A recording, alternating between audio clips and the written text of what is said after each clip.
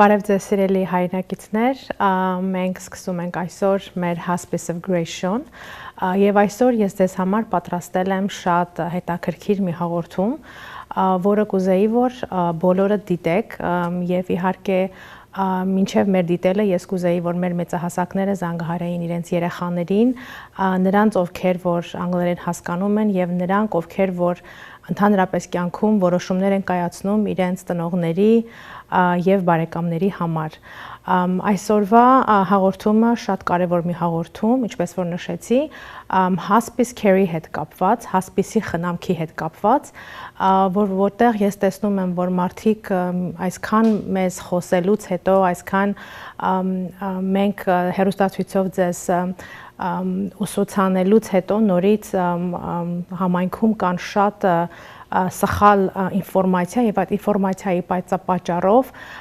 ամենակարևորը կարծում եմ որ տուժվում են մեր այն մարդիկ ովքեր որ չեն կարողանում ճիշտ օգտվել այդ խնամքից ուրեմն այս հաղորդումը պատրաստված է UC Davis University of California Health System-ի կողմից եւ Nancy Lane-ը որը այդ Health System-ի Medical Director-ն է of Health Aging and Geriatrics եւ հաղորդումը կվարի, այսինքն հաղորդումը կխոսի Mary Tavernan, որը president-ն է Bay Hospice of California-ի։ Խնդրում եմ նորից, որ զանգահարեք ձեր բոլոր բարեկամներին, ձեր երեխաներին եւ խնդրում եմ, որ այս հաղորդումը կարողանան բոլորը նայեն եւ կարծում եմ, որ արդեն ժամանակն է, որ մենք ավելի խելացի մոտիկանանք մեր առողջությանը, մեր կյանքի հետ կապված բոլոր խնդիրներին եւ ամենակարևորը որոշումներ կայացնելու դեպքում մենք կատարենք ճիշտ որոշումներ։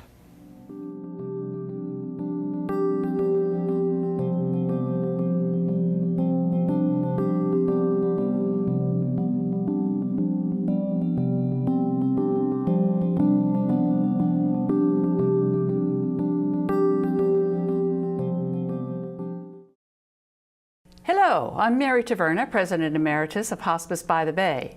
Formerly, I was its Chief Executive Officer, and that position I held for 30 years.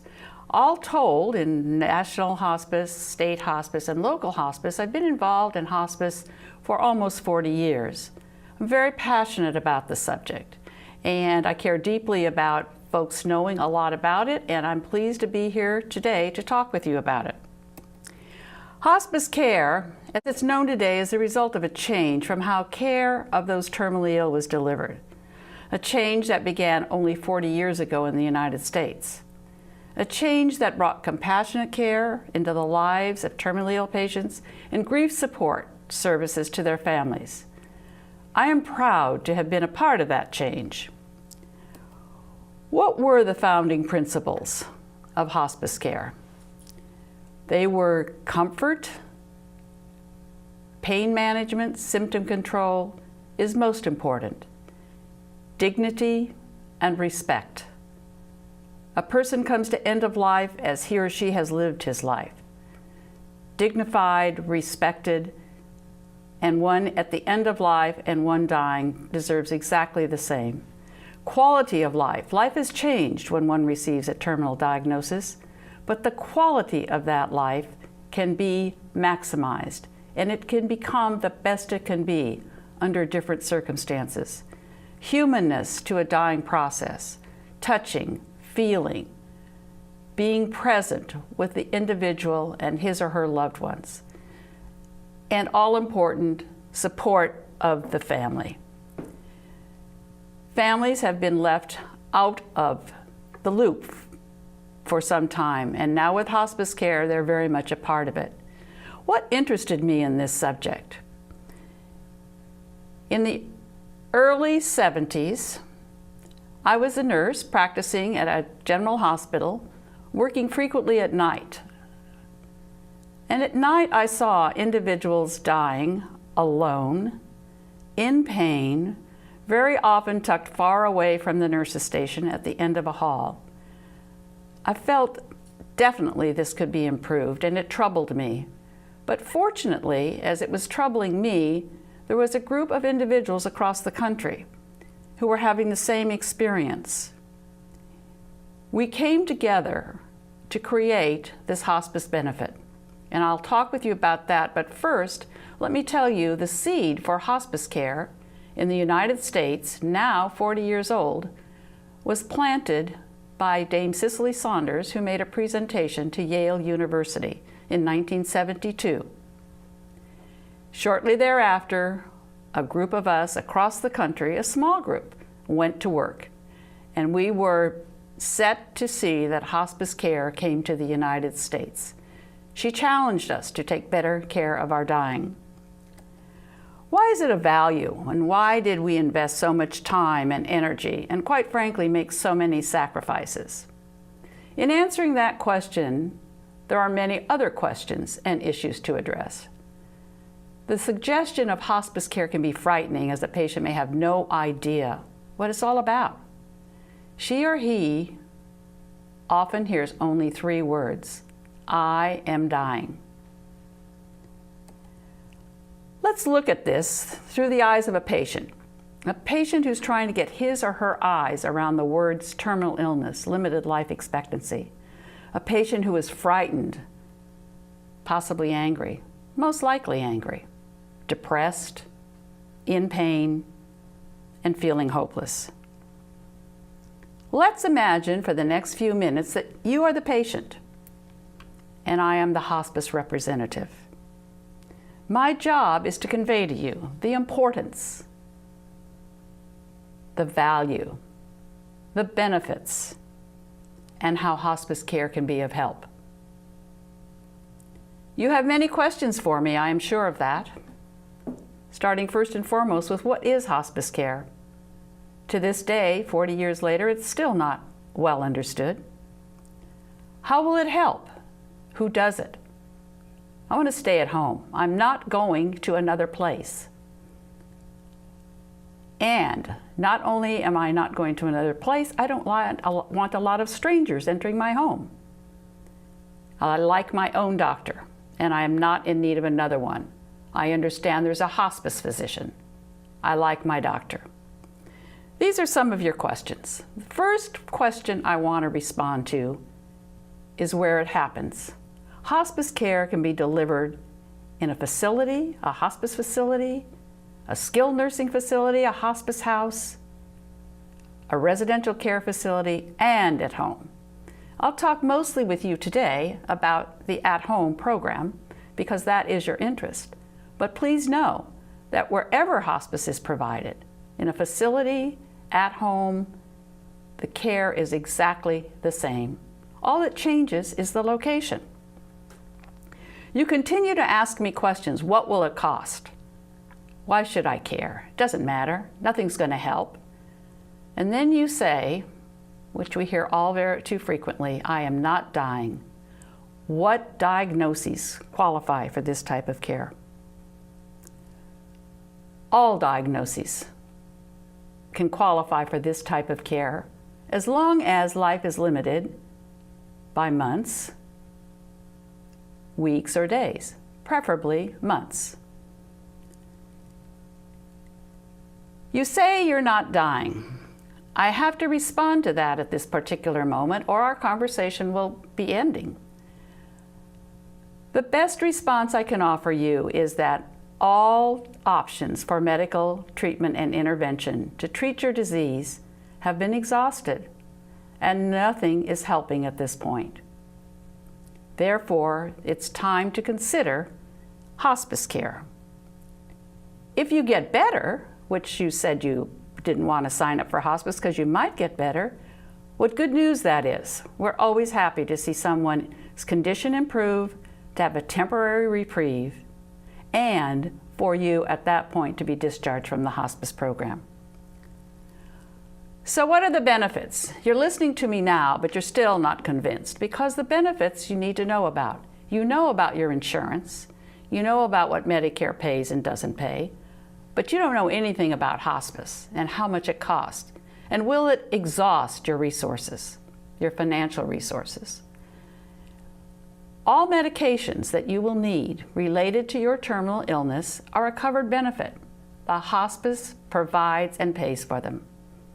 Should you need to be hospitalized for something related to the terminal illness, that will be paid for by the hospice.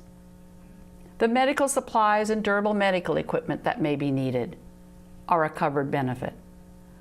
Medical equipment is most often a very, very valuable thing to have. Hospital beds become welcome additions at a time when you're looking for more positions for comfort. Caregivers are needing to have ability to raise and lower the bed, and you want to be located among the family and close to the center of the activity in your home. That too is covered. You may want that bed in the back bedroom to look at the garden you've worked so hard to plant and to enjoy it. That, plus all of the services provided by the hospice, are part of this covered benefit. Where did this benefit come from? Why does it exist? Prior to 1982, there was no benefit for hospice care, no payment, no reimbursement. Those of us who started programs on philanthropic dollars, on grants, and numerous ways to keep the program going, albeit quite small, until we could find a way to get it paid for. This same group of pioneers, as I will call them, worked with the Congress of the United States to see to it that hospice became a covered benefit under the Medicare benefit. That was a grand day, and so today, Medicare covers the provision of hospice care. Most insurance also cover the provision of hospice care. There is no co-pay or deductible. Your drugs are provided if they're related to the terminal illness. When you go into a hospitalization, there's no co-pay or deductible. Those go away at this particular time. And for the most part, you should have to put out very little financially. Some individuals at home prefer and need hired caregivers around the clock. That is not covered by the benefit, but short-term visits and interventions are all covered. Let me tell you who does the work, because you referenced that. You didn't want a lot of strangers coming into your home, and this list is probably exactly what you feared would happen. But let's walk through it, because it's not that frightening. Nurses and social work are primary disciplines. You will be assigned a primary nurse and most likely a social worker. Their job is first and foremost to get you into physical comfort, to see that you're getting the right medications, to see that the medical interventions that are being used are appropriate. And social workers focus on your emotional well-being, the well-being of your family, and how best to keep you as a family unit together, functioning, and dealing with all of the unknown issues that surface at this time. Those are the two primary disciplines, and many of the others are complementary if you want them, that is. The home health aide sees to your personal hygiene. He or she makes sure that when you can no longer get in the shower to bathe yourself, that you will be bathed, that your linens will be clean, that the area around you will be neat and tidy and pleasant. Chaplains are non-denominational, and they visit according to desire. There's nothing that says you have to have a chaplain's visit, but some patients prefer to have that contact. Some prefer to have liaison to their own pastor or priest. Upon admission, some could care less about a chaplain visit, and farther down the illness, it is wanted. It can be added at any time. Pharmacists and physicians. You talked about the physician. The physician that's on the hospice team is there as a resource to the team. He or she oversees a plan of care that's developed for you. And the pharmacist is there to be sure that the right drugs are being used. What works for one patient may not work for another. So if the change is needed in the drugs, the pharmacist can help the team select a better option. Bereavement counselors are there also to work with your family as they cope with the loss of someone central to their being, the pending loss of a loved one. And let me go back to trained volunteers.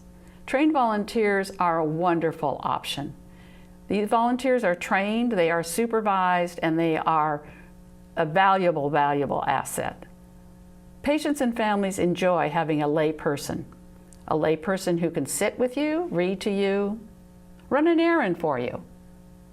Give your caregiver a bit of respite so he or she can get out, knowing your safety is assured because someone's in the home with you. Physical therapy, speech therapy, and occupational therapy happen also, but not as frequently. Visits. How often do people visit? How often do they come? Most often it's a weekly visit per discipline. Not all the time. Sometimes those visits increase, sometimes they're less. Check-in calls happen many times. How comforting it is to get a call in the evening before you retire for the night, just checking on your well-being. Do you anticipate any needs in the night? It's not easy at 1 or 2 in the morning for you to be alone and need something and wish you had addressed it. It's not easy at 1 or 2 in the morning to pick up the phone and call somebody. But you can call hospice. You can call hospice 24 hours a day. Someone's available there to help you through the issue. And if a home visit is needed, that will happen too. I mentioned earlier that physicians visit only as needed and only by desire. I like to describe the care delivery system in this way. The patient's the hub, and all of the disciplines are the spokes. Some have many, and others have few. Not all wheels are the same. The number of spokes that surround you are related to your needs, and only what you need, not what someone else needed. And those decisions are made in collaboration with you and your loved ones. So it's not an established protocol. It's not dictated. You have independence in some of these decisions, and you will be consulted all along the way. So what are the attributes of hospice care? Well, it's interesting if you look at this list and the former list of the founding principles, they're the same. What hospice care does is help achieve at the highest level possible a quality of life. You will be treated with respect and compassion. The care will be personal and responsive to you and your needs. And you will have access to the interdisciplinary team. I use interdisciplinary team this time as opposed to multidisciplinary because multidisciplinary means there are many disciplines. Interdisciplinary team and its expertise is a combination of the whole. And to be able to access a service from one of the disciplines and have he or she be able to address other issues is golden. And that's what the hospice the multidisciplinary team becomes the interdisciplinary team, and you have access to that expertise. So the overall goal is to put life into your days when days cannot be added to your life. I do want to mention that you can still hope.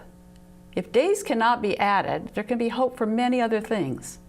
And I like to describe it as hope redefined. Hope for comfort, hope that unresolved family issues can be settled, a reuniting of estranged relationships can occur, last wishes fulfilled, and the all-important bucket list completed. Not everyone wants one or more of these, but we like to help people come to a peaceful end of their life and to resolve unresolved issues if they wish to have them unresolved. If days can be added, let me go back to that, and your life will be extended. That's the best news of all. At that point, you can be discharged from the hospital, as I mentioned earlier. It's an important point to emphasize. There are additional issues and challenges. And I haven't heard you ask me these questions, but my guess is they're on your mind. Some or all of them. First and foremost, denial is a coping mechanism. You told me earlier you're not dying. That's not uncommon for people to stay in that place, but we try to work through it and eventually get to the place where there is some acceptance in order to take advantage of all the resources that exist. Don't tell my wife. frequent statement, don't tell my husband, don't tell my kids. Let me assure you that your wife knows what's happening. She's looking for permission and an opportunity to be a part of your life at this time, to be of help, to be involved. I'll be a drug addict.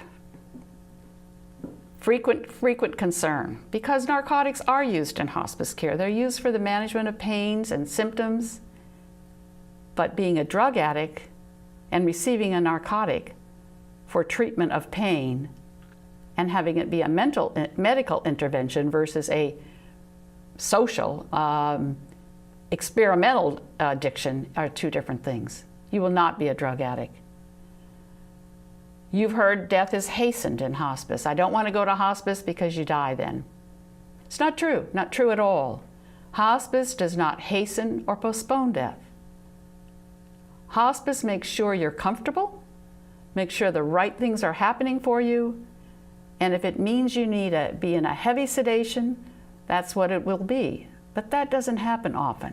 But death is never hastened. Suicide, a frequent thought of many patients enrolling in hospice care or facing end-of-life issues. An important issue to talk about, to express to the staff what you're thinking, what you're feeling.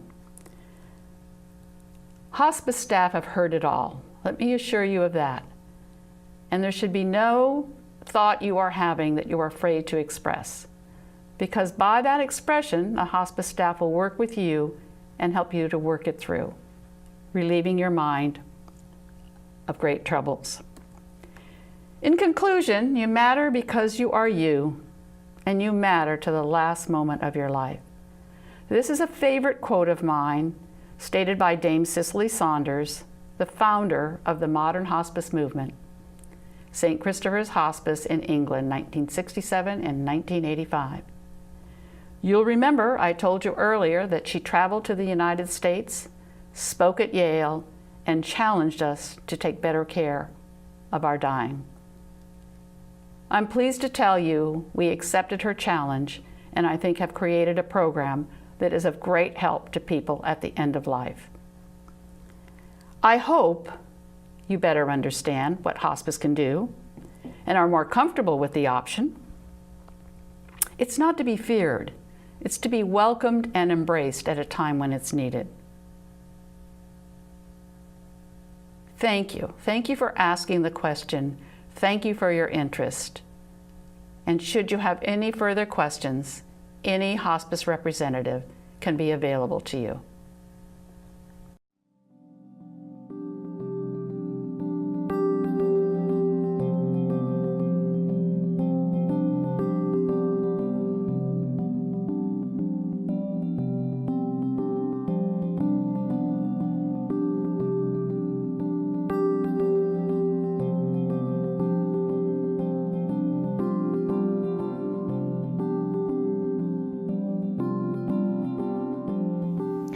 Ես հույսով եմ, որ այս հաղորդումը նայելուց հետո, սիրելի հայրենակիցներ, բոլորդ ավելի խելացի, ավելի ճիշտ կմոտիկանաք այդ որոշումներին եւ այդ որոշումները կայացնելու ժամանակ այս հաղորդումից ինչ որ մի ինֆորմացիա առնելով ավելի ճիշտ որոշումներ կկայացնեք։ Ինչպես որ ես նշեցի, նորից եւ նորից ես տեսնում եմ շատ սխալ ինֆորմացիա, որը դառնում է համայնքով մեկ եւ այդ սխալ ինֆորմացիայի պատճառով տուժվում են թե ամենակարևորը հիվանդը, հիվանդի ընտանիքը եւ բոլոր այն մարդիկ, ովքեր որ սիրում են եւ այդ մարդու կողքին են։ Ես պիտի փորձեմ, որ սրանից հետո մյուս հաղորդումների ժամանակ մենք նորից ունենանք այսպիսի ուսուցողական հաղորդումներ, եւ